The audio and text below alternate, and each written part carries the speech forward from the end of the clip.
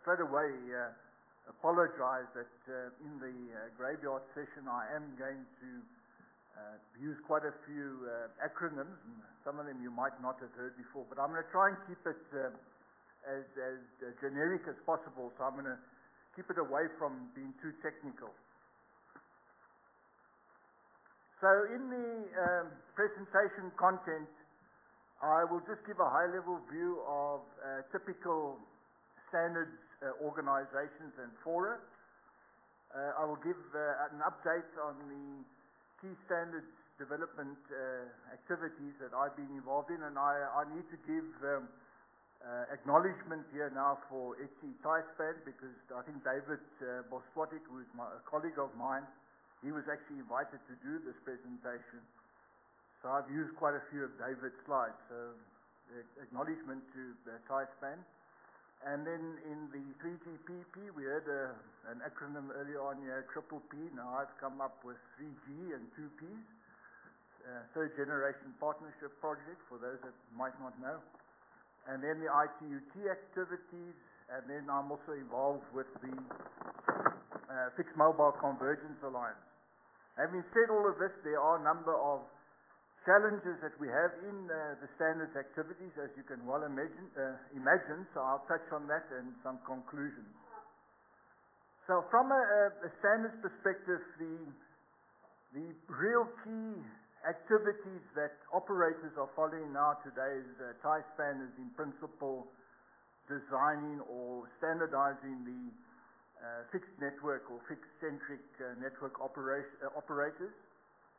3GPP obviously is doing the mobile, but the trend is that it's bringing those two standards activities together, which is really what convergence is all about, and that's really where we should be going. The ITU is obviously a much more international or government-driven organization, and these standards need to be adopted by countries all over the world. So they play an extremely important role. And for those that aren't aware, the next ITUT General Assembly is going to be hosted here in South Africa. So if you are going to get an invite from our Department of Communication, you should get onto the list.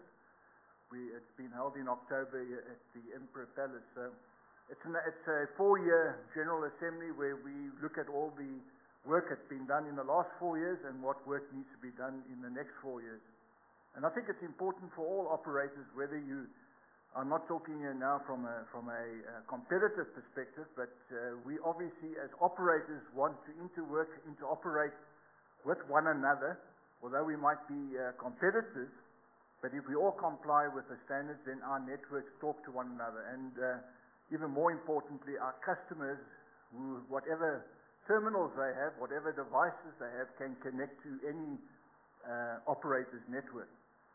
Then I'll touch on some of the Fixed Mobile Convergence Alliance work. Obviously, we've heard a bit about the WiMAX Forum.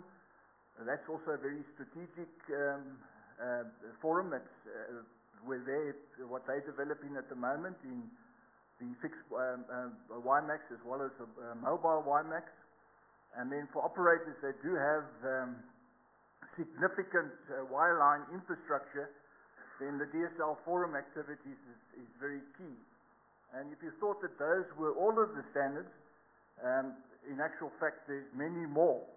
Now this is really the fact that I wanted to give a key message on this slide, is that if you look at all those standards activities, it's virtually impossible I'm just thinking now of operators in Africa. We cannot afford to go to all these standards meetings and ensure that we're right up to date with all the work that's been developed and all the technical specifications and recommendations that have been written. So one of the key feelings that I must say comes from a telecom perspective, that we would be very willing to work with as many operators that we have in Africa, and to be able to work together in actually ensuring that we cover the wide mass of standards activity out there, as you can see from this massive list. And that at the end of the day, we can actually benefit each and every one of us, not just in our case, in Telkom's case, that we do actually get quite actively involved in some of the standards. We can actually share that information with the rest of Africa as far as operators are concerned.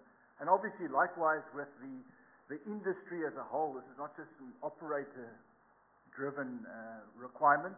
We have very important technology partners and industry partnerships, collaboration with the industry in general. So I'm not saying this is just an operator thing, this is the whole industry. So if we look at where we are going into the future, the whole network is becoming a standardized and open. It's basically nothing more than what the internet is possible, what you're allowed to do today on the internet, that any customer can connect any service from any terminal. I mean, that's basically what we're trying to do. So in order to do this, and for all these networks to interwork, you need to be able to have some form of standardization. And the key activities that TISPAN has been involved in is specifically fixed network infrastructure connecting to any service delivery. And the key enabling element is the intelligence and control layer, which is in principle the IMS layer. So a lot of my activities have specifically been involved in the IMS activity and then the terminal activity, which I'll touch on as we go along. So, in effect, what I'm saying is that whether you have a wireless LAN or WiMAX type of broadband access, whether one of these days we will have packet cable networks in Africa, I don't think I'm aware of any actual cable network providing service, but I think with hearing and seeing what all fibers going into the network, one of these days I'm sure that will get all the way to the home. So, this specific entry point as far as cable access is concerned is more applicable for Canada and the States and a lot of Europe. But they also are now adopting the common IMS call control, so that's very important. And then, of course, we've got the 3GPP activities in GSM, UMTS, and LTE standards. And all of this is in actual fact where TISPAN, as I said, I'm using some of Etsy TISPAN slides here, that's where we focused specifically in the fixed access, the PSTN, ISDN type of connectivity, as well as the XDSL connectivity. So if you look at it from an operator perspective, if you look who's actually driving majority of the contribution, as you know, the way that standards work is very simple. If companies do not contribute, then we don't get any standards. Then everybody deploys a proprietary-based solution. But if you go along to the standards, you are expected by default to actually make contribution towards the standard. Technical type of contribution is normally, obviously, the key requirement. But from an operator perspective, we find that what we call the stage 1 requirements, which is basically services and network capabilities, what types of services and what type of network capabilities do we have? Normally, that's like the use case scenarios, use cases and use case scenarios. That's what the operators bring into the standards. And if you look here, you'll see that it's basically a lot of the top network operators worldwide. It's not just a European standard. We have China Telecom. I've been sitting with quite a few China Telecom colleagues at standards meetings. They only started about 2 years ago, but it's very exciting. I mean, they're sitting now with almost 400 million fixed lines in China, so they certainly can make massive contribution towards the standards work. Also very interesting to see that we now have the biggest mobile operator, Vodafone, also coming to the fixed type of standards activity, and it's all about convergence. It's not a fact of why is a mobile operator going to a predominant fixed standards body. I'm going to go quickly over this, but this is basically what we are achieving in TISPAN, is we are introducing new network elements, and Angus mentioned in his presentation the importance of quality of service. So basically that is the resource and admission control subsystem. One of the other issues that's key for carriers is security. We do not want any hacking into our networks.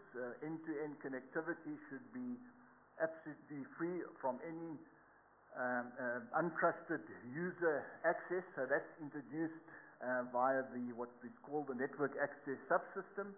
And then there's a number of other subsystems that form part of the architecture. What I'm basically okay, this one is quite straightforward, I think. So in principle, what this achieves is that you can have access via any mobile phone.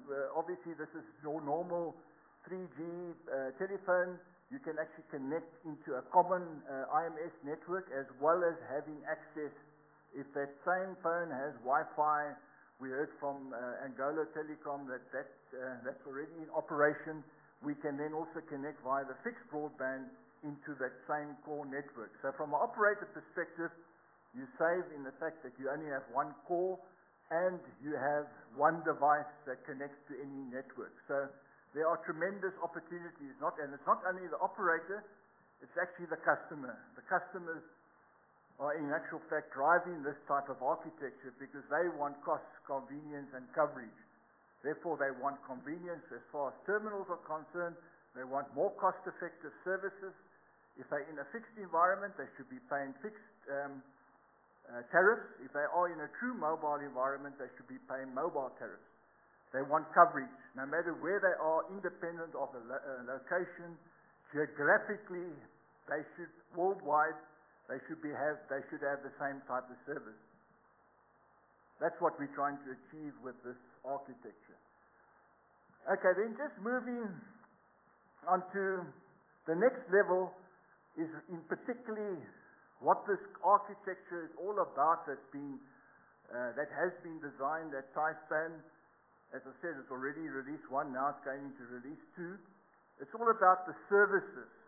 So I said it's about terminals. It's also very important that the customer or the subscriber can, in actual fact, access any service, whether it is through, for example, a normal application server, which could be a telephony service, whether it's an intelligent network prepaid. I heard questions or issues raised around prepaid, which can be provided over an intelligent network, or whether it is some new, unheard of service that has not even been developed as such yet. So you can allow third-party application developers to actually offer that service over the actual carrier network. So this is a lot of the work that TISPAN has been doing now in release 2, which enables the network to be much more open. So it's got open interfaces for customers to connect as far as services are concerned. So the other issues that are being looked at in release 2 is IP television, new IMS supplementary services. I've already mentioned the fixed mobile convergence, that's moved to the common IMS. And then also very important, how do you connect all of your corporate customer networks into this, the NGN, the IMS network. And then quality of service and overload control. We've heard already a lot about quality of service.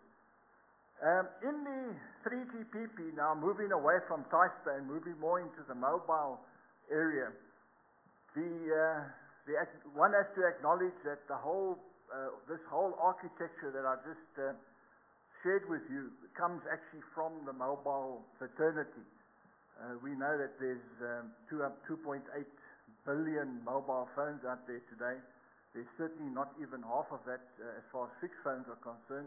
So the driving force behind a common converged architecture is in actual fact driven by the majority of the service providers out there, which are actually mobile service providers.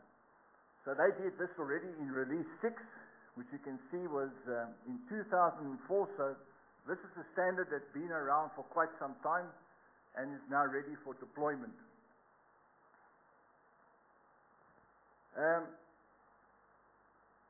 Oops.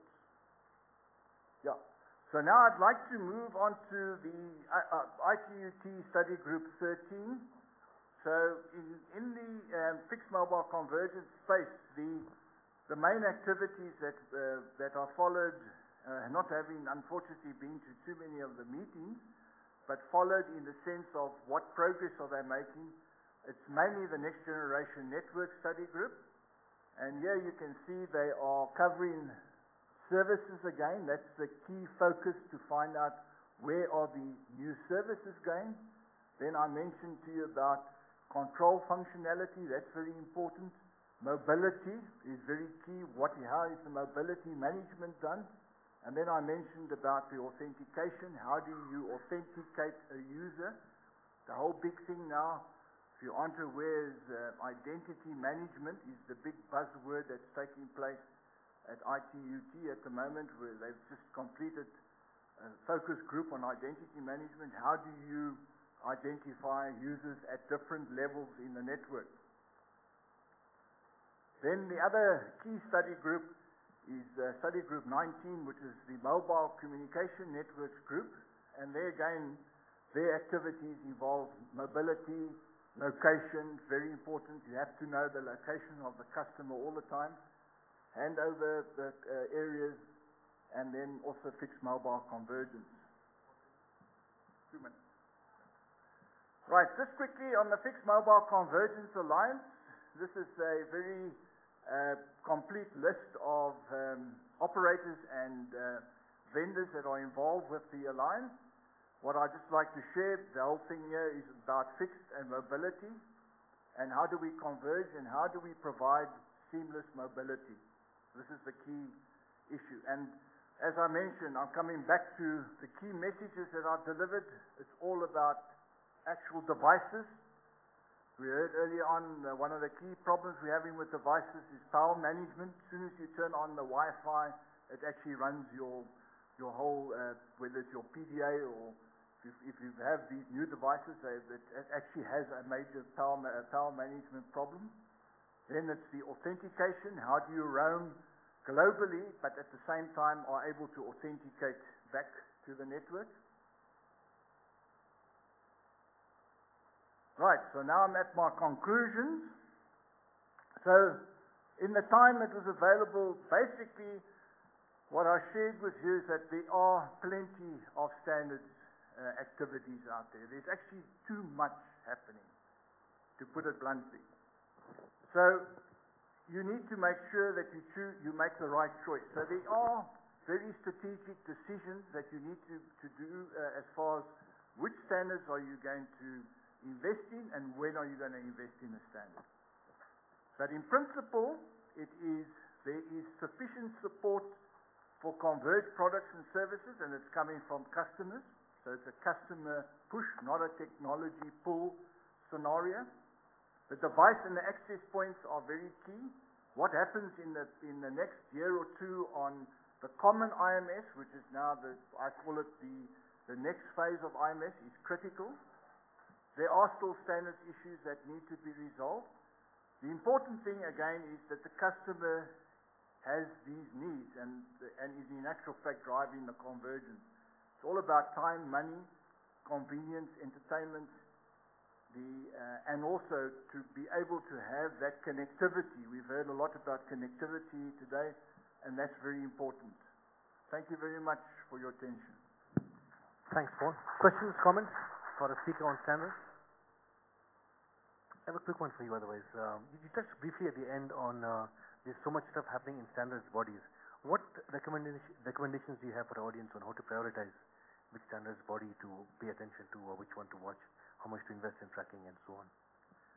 Now, I would love to, I'd love to know that answer, but I can share with you in Telkom, we've actually, for example, my standards and for a budget is now under extreme stress. What happens, standards activities are perceived to be more longer term, so whatever investment you make in the standards, you're only going to see returns of that work in 2 years and beyond. So all of this stuff, some of the stuff that I've been doing 5 years ago is only actually becoming a reality now. So that's a major problem. The second major problem, so of course my advice to companies would be to make sure you get at the company strategy level that you are going to invest X amount in standards. You must get that written up front and given. That's just to actually be a member. Then the second issue is you've got to make the human resource commitment. So what I've been very lucky to do is I work with a lot of the young electrical engineering, computer science graduates from our top universities here in South Africa. And then I take them with me to these standards meetings, and I get them to be active in the meetings. And I think this is building up the future for your company. So I would also encourage other companies that are here that they should do this. They should actually get the very smart engineers and computer scientists and get them involved at the standards activity. If I look at the China Telecom and my colleagues from China, well, that's it. They're all in the early to mid-20s. I'm like in the minority by far when I go to these standards bodies. So it's a very key, and once they get into that trend, I would say that it makes your company very much a long-term sustainable. You are going to see the benefits later on in the company. Very good advice, Paul. A round of applause, please, for our speaker, Paul Inglesby.